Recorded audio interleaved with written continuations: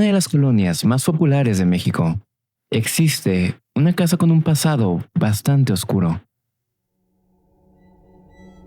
Si le preguntas a los locales sobre ella, te contarán su historia, o mínimo, alguna de ellas. La verdad es que nadie sabe lo que realmente ocurrió en ese lugar. Unos apuntan a un incendio que se llevó varias vidas. Otros a un niño que se encontró con algo horrible dentro. Pero la historia más infame es la de un adolescente que, tras ser poseído, mató a su familia. Acompáñenme a escuchar estas historias a profundidad y ustedes decidan con cuál versión se quedan. Yo soy Pato de Patos Potions y el día de hoy hablaremos sobre la infame Casa Negra. Comencemos. Y sean todos bienvenidos a un nuevo video y solo paso a molestarlos un segundo para recordarles que mi libro La Aventura del Tarot ya está disponible en México y en muchos lugares de Latinoamérica. Aún no sale como tal, pero ya lo pueden preordenar en Amazon y varias librerías de México. Y si son de otro país y les interesa, pueden utilizar Busca Libre. A lo que tengo entendido, todos los países que tienen Busca Libre pueden comprar. Así que, ¿qué esperas para convertirte en un gran tarotista? Ahorita estamos haciendo un giveaway en el que si tú compras La Aventura del Tarot en preventa y me mandas una captura de prueba a historiaspotions@gmail.com, participarás el día del lanzamiento en un giveaway para ganarte uno de mis decks personales de tarot. Van a haber 3 ganadores, entonces voy a estar dando 3 decks. Habiendo dicho esto, los dejo con el video y no olviden enviarme sus historias de terror reales también a historiaspotions@gmail.com. Así, sin nada más que decir, continúen con el video.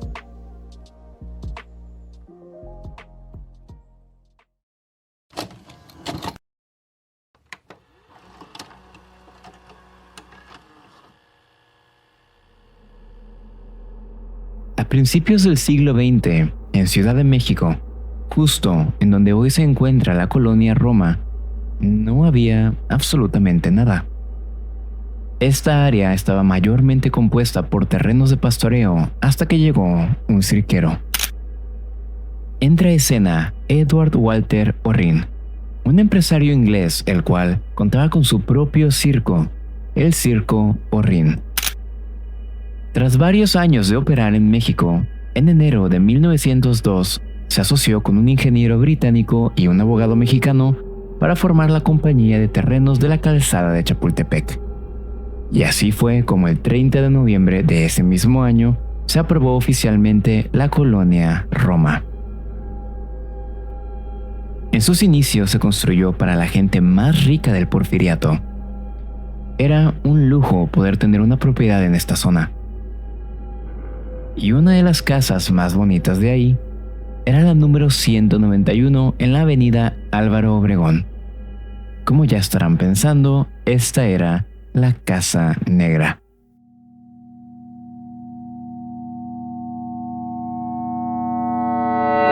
Aunque bueno, tal vez algunos de ustedes estén un poco confundidos. Esto es porque la casa no tiene un solo nombre. A lo largo de los años le han dado distintas formas de llamarla.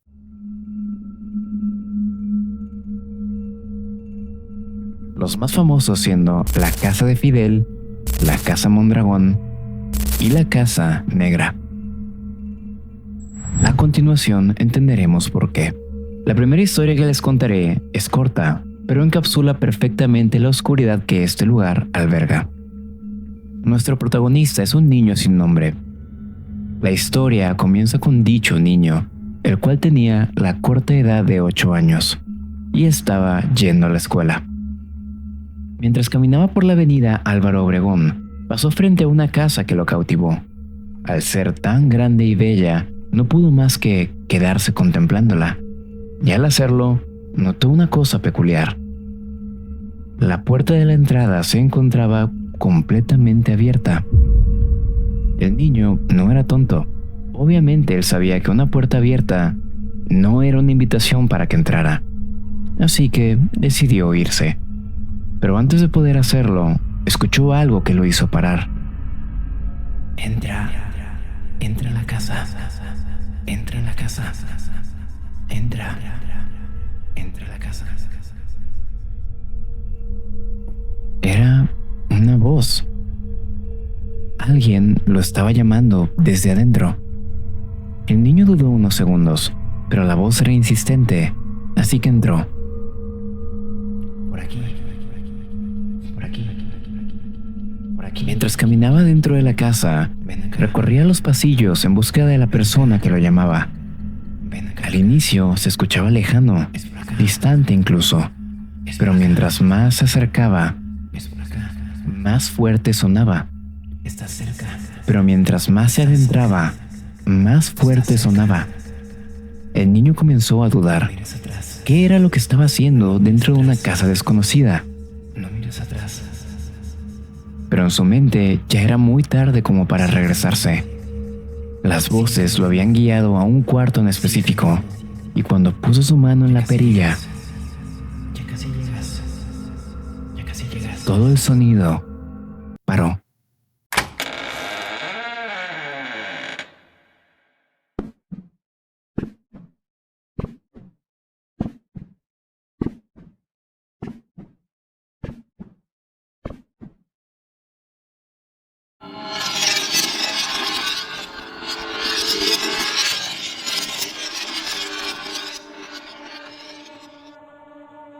Dentro del cuarto al que había entrado, había una persona muerta.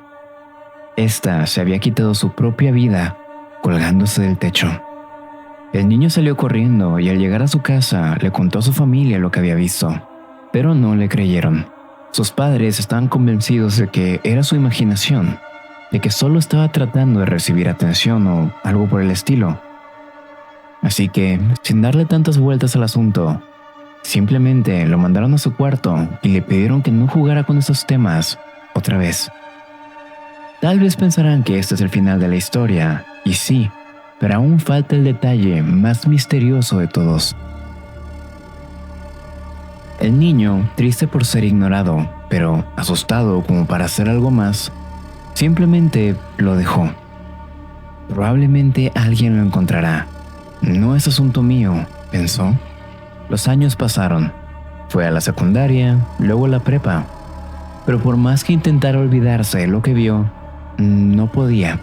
Y un día, cuando ya era prácticamente un adulto, decidió volver a ese lugar. Nadie sabe cuál era el motivo. Tal vez quería ver si no había sido un sueño. O quizá quería confirmar que el cuerpo ya no estuviera ahí. Tal vez solo quería entrar y salir para quitarse la espina. Pero pasaron horas sin reportarse, y sus amigos comenzaron a preocuparse por él. Decidieron llamar a la policía, y estos, a los 30 minutos, les marcaron de vuelta para darles una noticia. Lo habían encontrado. Estaba en la misma habitación en donde él había encontrado el cuerpo cuando era niño, pero esta vez era él quien estaba colgado.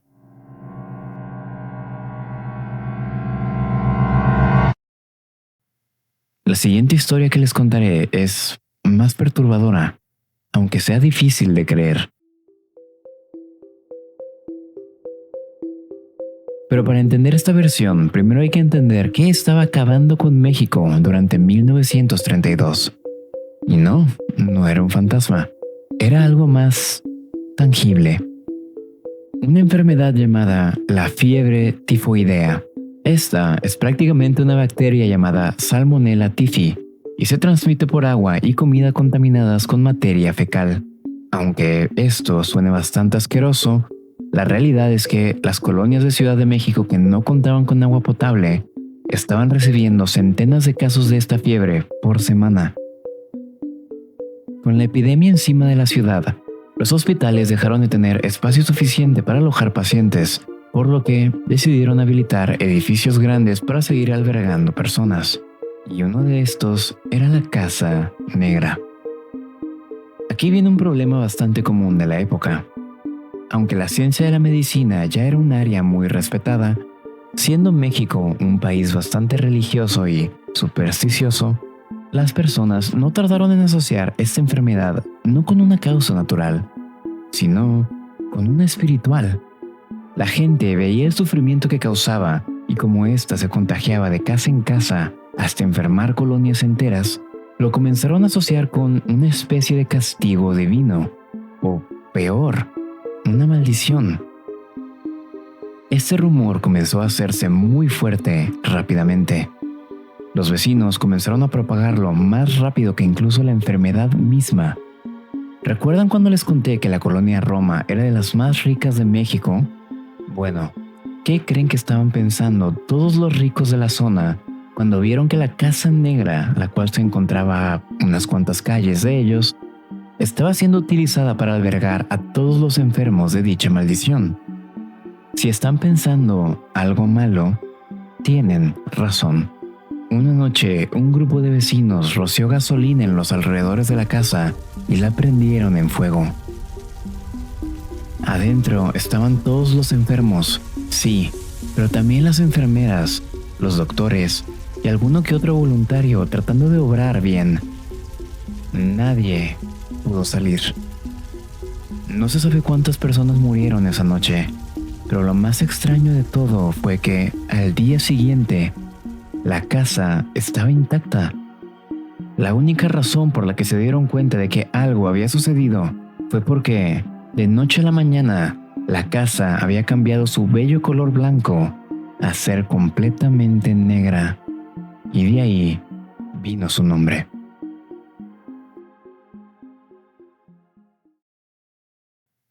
La última historia que les quiero contar es sin dudas la más famosa de este lugar. Y esta es la de Fidel. Comienza en los años 70. En esta versión, una pareja de abuelos vivía dentro del lugar y junto a ellos, su nieto. Este se llamaba Fidel y tenía 19 años. Ahora, hay muchas cosas que no sabemos, como por qué Fidel vivía con sus abuelos y no con sus papás. De hecho, se desconoce mucho sobre lo que estas personas hacían. Pero según la leyenda que se ha transmitido de boca a boca, Fidel era un adolescente complicado.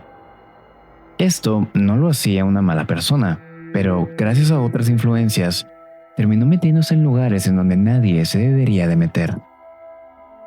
El satanismo. En algún punto, tras practicar las artes oscuras, Fidel dejó de ser Fidel. Se dice que el muchacho que una vez vivió con sus abuelos se había perdido y que lo que sea que había tomado su lugar no tenía buenas intenciones. Los abuelos comenzaron a temer por sus vidas. Lo escuchaban a altas horas de la noche deambulando por la casa, hablando solo y diciendo cosas que no lograban entender. Por más que trataban de hablar con él, Fidel simplemente parecía ignorarlos, como si ni siquiera existieran para él. Sus abuelos querían ayudar, no se querían rendir. Los vecinos les decían que lo internaran, que llamaran a la policía o a un sacerdote, lo que sea, pero que hicieran algo. Pero ellos, siempre serenos, les contestaban que no era necesario, que ellos mismos serían los que ayudarían a Fidel a volver a la normalidad. Por lo menos, eso era lo que querían hacer. Pero una oscura noche, Fidel les quitó la vida.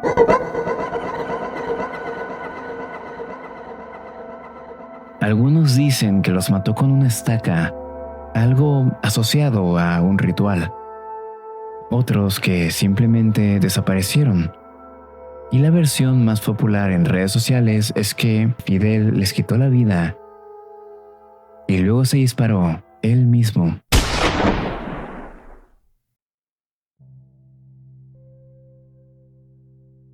La verdad es que nunca se supo bien qué fue lo que ocurrió porque esa noche nadie escuchó nada. De hecho, por varios días nadie lo hizo. Y fue eso mismo lo que delató el crimen. Preocupados, los vecinos se acercaron a la casa para ver qué era lo que ocurría dentro. Pero incluso antes de forzar la puerta, ya les había hecho imaginar lo que se encontrarían. Y así fue. En la sala estaban los 3 cuerpos putrefactos de la familia. Los 2 abuelos y en medio de ellos, Fidel.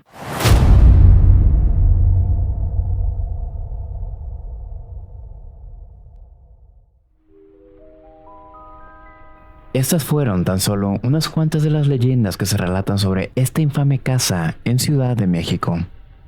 Y aunque todas son muy interesantes, se nota que han sido cambiadas con los años para causarnos terror. Sin duda alguna disfruté de investigarlas y contárselas, pero hay ciertos hoyos que a mí en lo personal no me convencen. ¿Cómo llamarle satanismo a lo que Fidel hizo? Si ustedes son seguidores antiguos de este canal, sabrán que el satanismo muchas veces no es necesariamente malo y que en esos tiempos se practicaban otras artes oscuras mucho más populares en México. La historia del incendio se me hace la más factible de todas. El humano usualmente tiende a actuar como animal cuando está asustado. Si los vecinos creían que la enfermedad era una especie de castigo de Dios, era obvio que iban a lidiar con el problema ellos mismos antes de que les afectara. Mi versión favorita es la del niño sin nombre. No tengo ni la más mínima idea de qué fue lo que pudo haber ocurrido ahí, pero me parece sumamente interesante. En fin, podría seguir dando mi opinión de todas las historias que conté, pero me gustaría más escuchar la tuya. Por favor dime, ¿cuál fue tu favorita? ¿O cuál es en la que crees? ¿Opinas que tal vez no hayamos escuchado aún la verdadera historia de la casa? ¿O que simplemente es un edificio viejo al cual le quisieron atribuir leyendas paranormales? Cuéntame qué piensas. Si les gustó el video, no olviden darle like, compartirlo y suscribirse si no lo han hecho. Y si quieren apoyarme un poco más, no olviden visitar mis otros canales. En el principal, Pato de RMZ, reaccionamos a chismes, noticias y hacemos dinámicas con mis seguidores. En mi segundo canal, Patos Games, jugamos videojuegos exclusivamente de terror. Y en el último, Patos Bots, subimos todas las transmisiones que hago en Twitch sin ninguna especie de corte. Hablando de Twitch, hago streams ahí, lunes, miércoles y jueves de 6 a 8 pm y los domingos de 8 a 10, todo hora México. Si gustan pasarse, no olviden decirme que vienen por parte de Patos Potions para darles una gran bienvenida. Todos los links van a estar abajo en la caja de descripción y ahora sí que sí, me retiro no sin antes agradecerles nuevamente por llegar al final del video y nos vemos la siguiente semana con uno nuevo. Hasta la próxima y chao chao.